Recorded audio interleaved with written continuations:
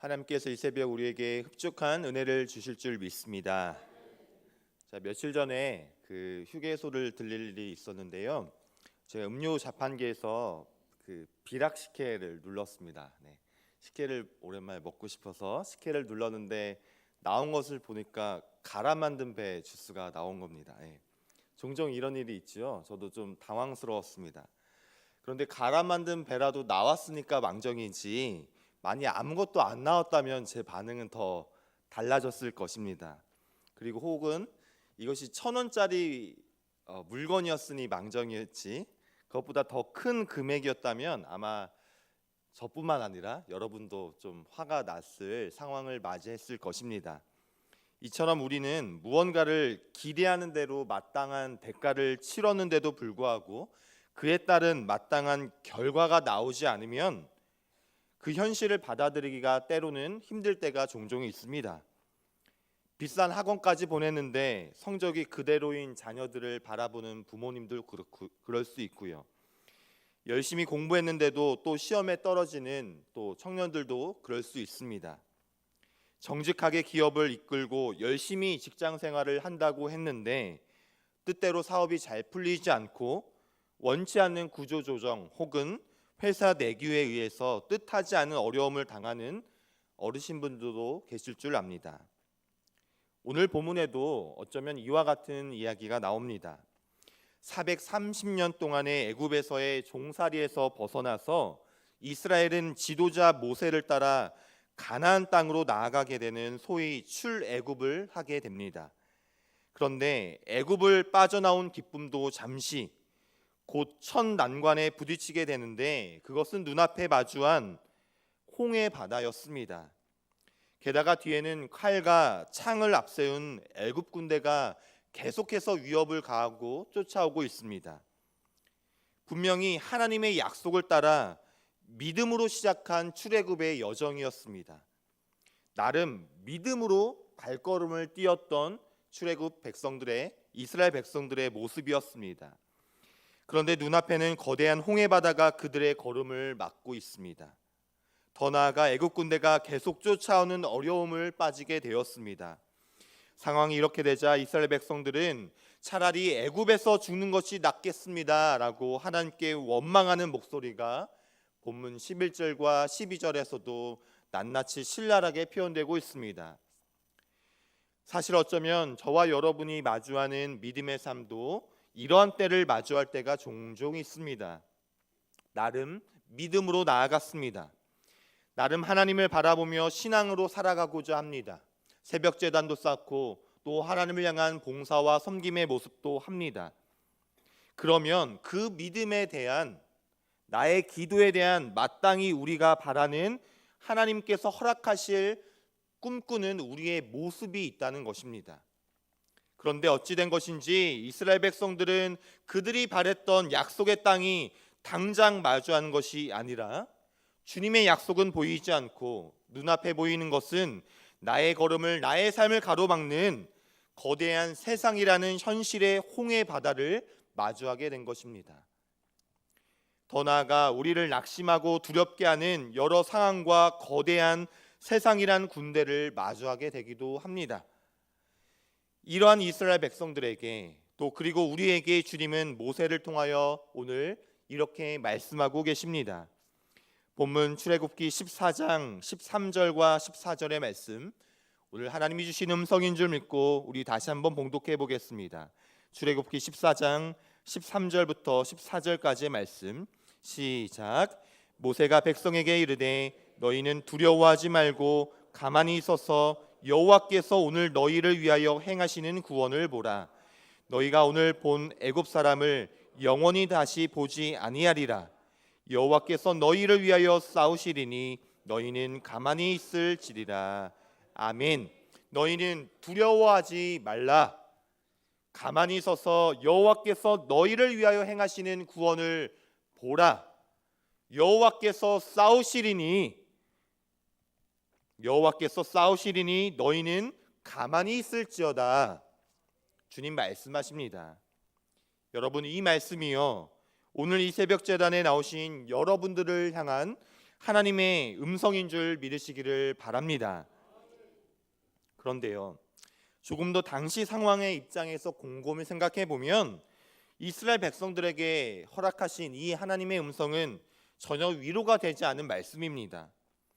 눈앞에는 넘실대는 홍해 바다가 가로막혀 있고 바로 뒤에는 우리를 뒤꼽는 애국 군대의 발자국 소리가 점점 크게만 들려집니다. 나의 삶의 자리는 여전히 막막하고 앞으로 나아갈 길이 없어 보이는데 당장 어떻게 조치를 취해야 될 것만 같은데, 아니 우리를 구원해 주신다는 하나님이시라면 당장 기적을 베푸셔야 될 것 같은데, 주님의 말씀은 너희는 가만히 서서 여호와께서 행하시는 구원을 보라라는 말씀입니다. 이 말씀에 담긴 하나님의 마음이 무엇일까요? 너희는 가만히 있으라라는 말씀은 그저 우리가 아무것도 하지 않은 상태를 말하지 않습니다. 하나님께서는 우리에게 기다림이라는 모습의 믿음을 요구하십니다. 너희는 가만히 있을지어다. 왜요? 하나님께서 분명히 구원을 이루시고 인도하시고 새로운 길을 열어주시고 생명과 평안으로 역사하실 것이기 때문에 하나님이 하시는 그 일을 우리의 모든 삶의 자리에서 믿음으로 지켜보고 기다려보라는 말씀입니다. 꼬마아이가 자전거를 너무 타고 싶지만 타줄 형편이 되어도 사주지 않는 부모가 있지요. 왜 그렇습니까? 지금 사주면 다치거든요. 아직 다리가 짧고 힘도 약해서 타다가 곧 넘어지거든요. 위험하거든요. 그래서 부모는 사주지 않습니다. 하나님께서도 마찬가지지 않으실까요? 우리는 지금 급하고 너무 간절하고 너무 힘든데 하나님이 떡하니 내 삶을 변화시켜 주시고 기적을 베푸시고 주님은 능력이 있다고 하시니까 당장 바꿔주시면 좋을 텐데 그렇지 않으십니다. 지금 당장은 다 알 수 없지만 하나님의 마음과 뜻이 분명히 있습니다. 우리를 향해 쉬지 않으시는 하나님의 일하심이 있음을 믿으시기를 바랍니다. 일반적으로 이어나오는 본문의 내용은 지금 제가 설명하고 권하는 반대로 기다림보다는 기적의 사건이라고 우리는 생각합니다.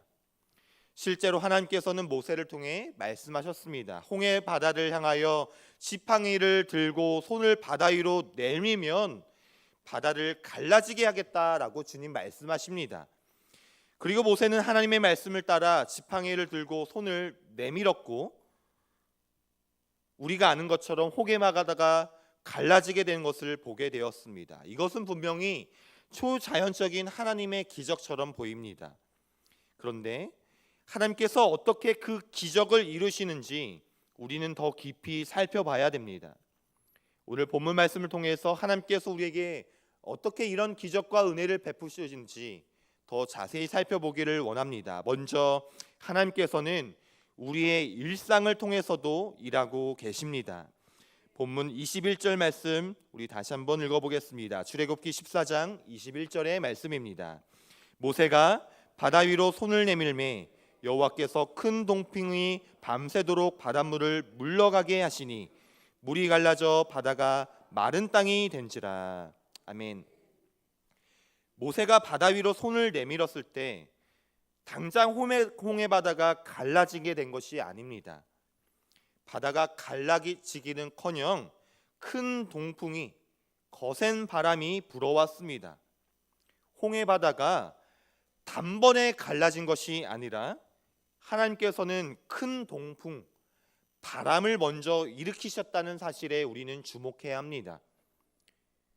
큰 동풍이란 당시 역사학자들에 의하면 당시 광야 지역에서는 자연적이고 일산적인 형상이었습니다.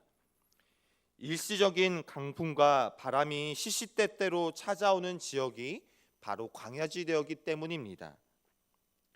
당시에는 이 평범한 일상, 이 일상적인 일을 통해서 하나님은 우리를 위해 일하시고 인도하시고 역사하셨다는 사실을 우리는 기억해야겠습니다.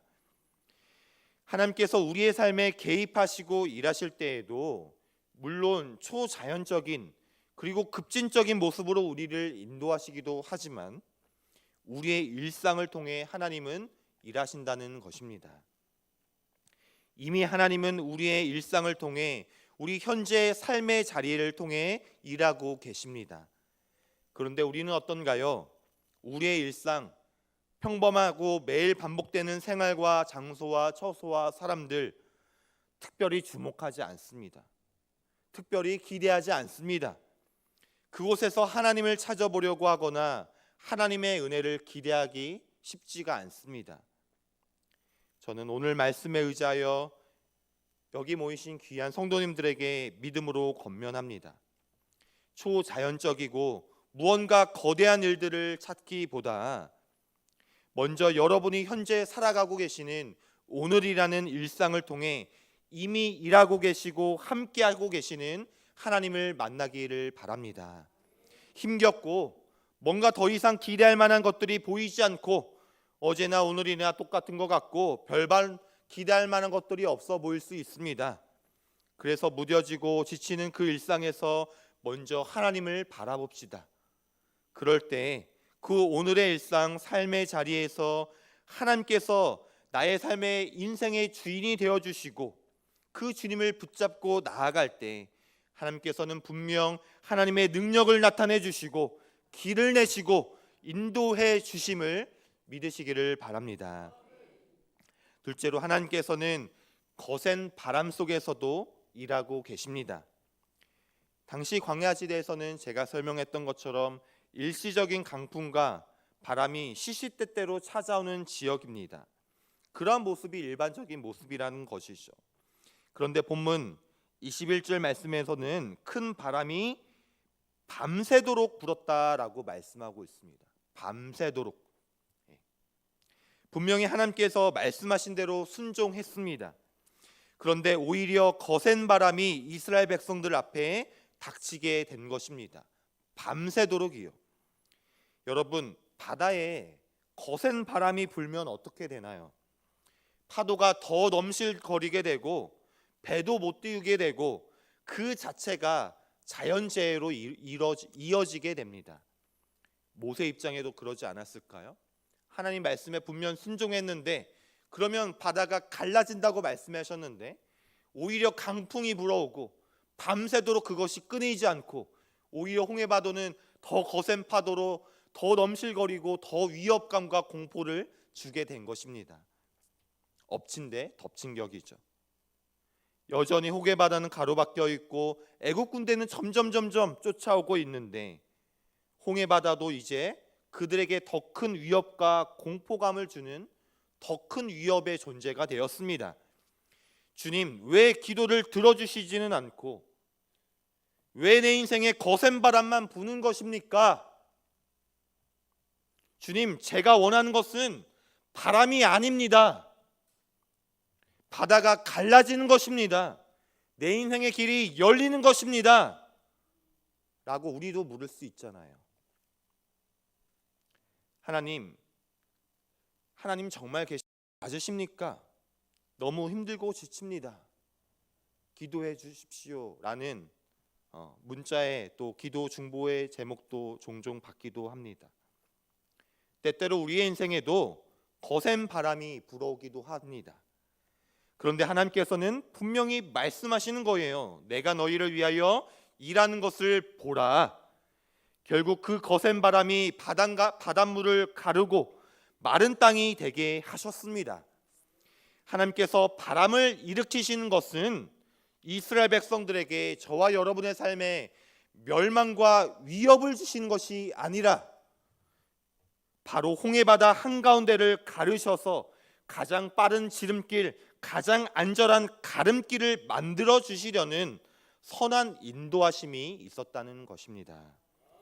우리의 삶에 거센 바람이 불어올지라도 우리는 하나님을 신뢰하면 되는 것입니다. 거센 바람 속에서도 나를 향한 계획과 섭리하심으로 하나님께서 지금도 일하고 계시는구나. 지금 내 길을 내고 계시는 곳이구나. 내 인생의 지름길을 가장 안전한 가름길을 만들어고 계심을 더욱 신뢰하시기를 바랍니다. 마지막으로 하나님의 일하심에는 하나님의 시간이 있습니다. 기대했던 것과는 달리 거센 바람이 불어왔을 때 모세가 겁을 먹고 다른 길을 찾아 나섰다면, 다른 길로 도망갔다면 이스라엘은 갈라진 바닷길을 보기는커녕 애굽 군대에 잡히고 말았을 것입니다. 그런데 바로 그곳에서 모세는 믿음으로 기다렸습니다. 하나님의 말씀에 의지하여 너희는 가만히 서서 믿음으로 내가 일하는 것을 보라라는 말씀을 기다렸다는 것입니다. 감히 제가 모세 입장에서 한번 생각해 봤어요. 이스라엘 백성들은 이렇게 원망과 불평을 쏟아놓고 하나님은 말도 안 되는 말씀을 주시고 감히 말하기를 순종까지는 할 수 있었을 것 같아요. 이렇게 지팡이를 내고요. 그런데 당장 떡하니 갈라지지 않고 오히려 거센 바람이 일어나고 오히려 상황이 악화된다면 저는 당장 이성적으로 다른 길을 선택하고 다른 길을 모색했을 것입니다. 하지만 그 순간 속에서도 모세는 믿음으로 그 자리에서 하나님의 일하심을 기다렸습니다. 하나님께서는 큰 동풍을 동원하셔서 순식간에 바다가 갈라지게 한 것이 아니라 본문 21절 말씀에서처럼 그 바람이 밤새도록 일어서, 즉 많은 시간이 흘러서야 바다가 갈라지게 하셨습니다. 이스라엘 입장에서는 답답했습니다. 불안했습니다. 이해가 되지 않았습니다. 한시라도 빨리 건너야 될 텐데 기미가 보이지 않는 것이죠. 그리고 그 뒤에는 60만의 애국 군대가 점점 가까워지고 소리가 지르고 우렁찬 함성 소리가 우리를 무섭게만 합니다. 아무것도 하지 못한 채 그 자리에 서서 꼬박 하루라는 시간을 기다려야 했습니다. 여러분, 우리의 시간과 하나님의 구원의 시간은 다를 수 있다는 겁니다. 이런 더딤의 현상 속에서 낙심하거나 우리가 잊지 말아야 할 것은 시간이 더딘 것 같고 당장 나의 때에 나의 바람대로 이루어지지 않는 것 같아도 하나님은 우리의 기도를 분명 들으시고 선한 길을 이루실 준비를 하나님의 성실하심대로 착실히 하고 계시다는 사실입니다. 하나님의 시간에 따라서 말입니다. 그리고 왜 그렇게 하루를 꼬박 기다리게 하셨어야만 했는지 이후의 본문을 통해서 하나님의 섭리하심을 우리는 알 수 있습니다. 우리 마지막으로요, 출애굽기 14장 28절의 말씀을 함께 봉독해 보겠습니다. 출애굽기 14장 28절의 말씀입니다. 시작. 물이 다시 흘러 병거들과 기병들을 덮되 그들의 뒤를 따라 바다에 들어간 바로의 군대를 다 덮으니 하나도 남지 아니하였더라. 아멘. 물이 다시 흘렀을 때 그들의 뒤를 따르던 병거와 기병을 덮되 바다에 들어간 바로의 군대를 어떻게 해요? 다 덮으니 하나도 남지 아니하였더라. 하루를 꼬박 더 기다리게 하시고 지체하게 하셔서 애굽의 군대가 바로 뒤까지 쫙 쫓아오게 하셔서 물이 다시 흐를 때 이미 가름길 중간까지 따라온 애굽 군대를 다 덮으시기 위한 하나님의 절호의 타이밍이었던 것입니다. 생각해 보시죠. 홍해 바다를 건너면 무슨 소용입니까? 마병을 타고 오는 애국 군대는 오히려 더 그 홍해 바다를 따라 쫓아온다면 오히려 위협은 가해질 것입니다. 하지만 하나님은 지체하게 하셔서 한 번에 애국 군대를 멸하게 하시려는 하나님의 절호의 타이밍을 보이셨던 것입니다. 꽃이 피는 시기가, 열매 맺는 시기가 식물마다 나무마다 다 다릅니다. 왜 저 나무는 잎도 무성하고 열매도 주렁주렁 자랐는데 왜 우리의 가정은 아무 열매도 맺지 않습니까? 똑같이 물 주고 똑같이 거름도 줬는데 왜 이 나무는 열매가 없습니까? 하고 그 작물을 포기하는 농부는 어리석은 농부입니다. 여러분, 하나님의 시간에 여러분의 인생을 가장 풍성히 채우실 하나님을 다시금 기다리면서 오늘이라는 일상 속에서 다시금 하나님을 바라보는 저와 여러분이 되기를 바랍니다. 인간적인 노력으로는 식혜를 눌렀는데 가라앉은 배가 나오면 실패죠. 하지만 하나님이 가라앉은 배를 주신다면 그것 또한 하나님의 일하심이 있는 줄 믿습니다. 말씀을 맺겠습니다. 때로는 우리의 현재의 믿음의 삶 가운데 거센 바람이 불어오기도 하고 지체되는 시기를 하나님이 주시기도 합니다. 하지만 그 시기를 통해서도 하나님께서는 하나님의 시간대에 분명히 우리를 위해 일하고 계심을 믿고 신뢰하며 나아가시는 저와 여러분의 복된 인생이 되시기를 주님의 이름으로 바랍니다. 기도하겠습니다. 하나님 감사합니다. 애국 군대가 쫓아오지만 눈앞에는 홍해 바다가 가로막고 있지만 그럼에도 불구하고 계속해서 거센 바람이 불어오고 하나님의 시간이 지체되는 때를 우리도 마주하게 됩니다. 그럼에도 불구하고 이스라엘 백성들에게 역사하셨던 것처럼 하나님의 시간에 하나님은 지금도 우리와 함께하고 계시며 일하고 계심을 믿습니다. 그 하나님을 다시금 바라보고 신뢰하며 나아가는 우리 모두가 되게 하여 주옵소서. 이 모든 기도와 간구를 우리 주 예수 그리스도의 이름으로 기도드립니다.